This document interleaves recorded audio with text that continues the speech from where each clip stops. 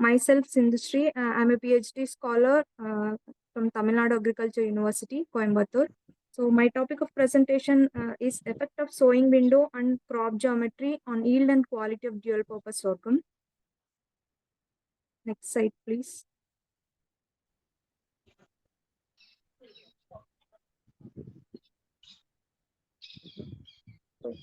We all know that sorghum is an important crop for food security, as well as it is an important crop for feed source in case of mixed crop and livestock production system, where everybody prefers its dual usage.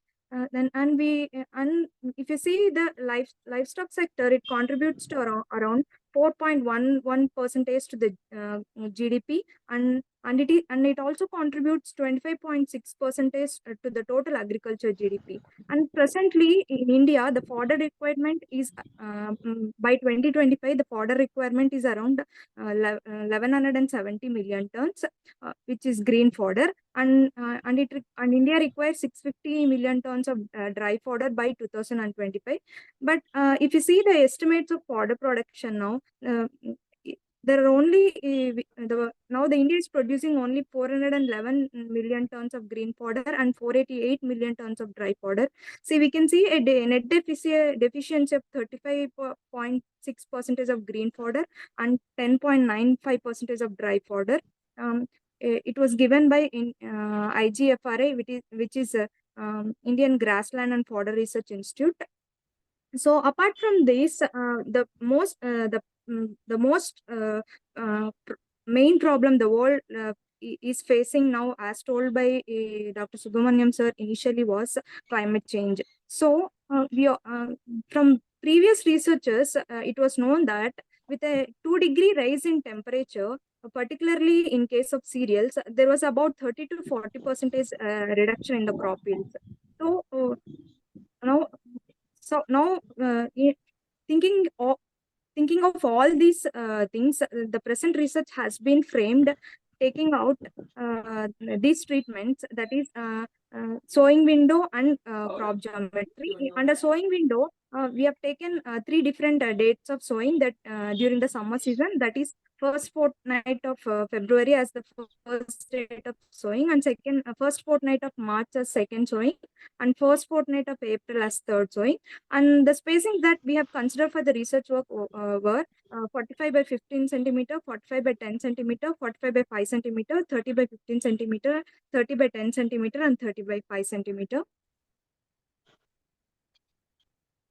So along with that treatments, we have framed these objectives. The first objective was to study the effect of sowing window on crop geometry on growth and yield of dual purpose sorghum. And the second objective was to assess the palatability and quality of green and dry fodder of dual purpose sorghum.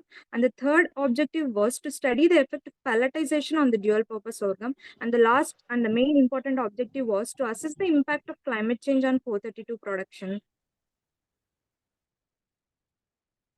Next slide, please. So, from my work, what I have found was among the different dates of sowing that were considered for the research, when we have done sowing during the first fortnight of April, the both as green fodder as well as the grain yield, they were highest when sowing was done during the first fortnight of April. And among the spacings, the fodder yield was highest when the spacing of 30 by 5 centimeter was taken into consideration. Whereas when it comes to grain yield, the yield was highest when the spacing was given 45 by 15 centimeter. Next slide, please.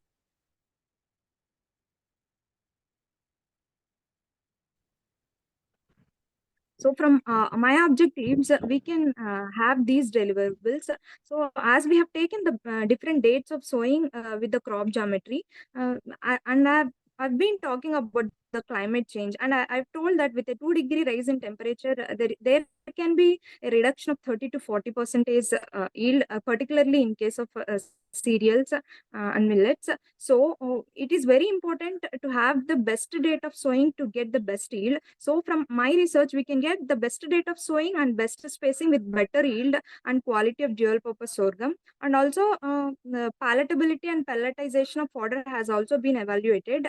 And the last deliverable that can be obtained from my research is the impact of climate change. For measuring the impact of climate change, I have choose an infocrop model. So in the infocrop model, we'll be downloading the predicted weather data for the future, and with using the predicted weather data, this infocrop simulation model, it will give the what could be the yield if the temperature rises, not only the temperature, if there is an increase in rainfall, and all the weather parameters. With the change in the weather conditions, how the yield will be affected can be obtained through this infocrop model. Thank you so much.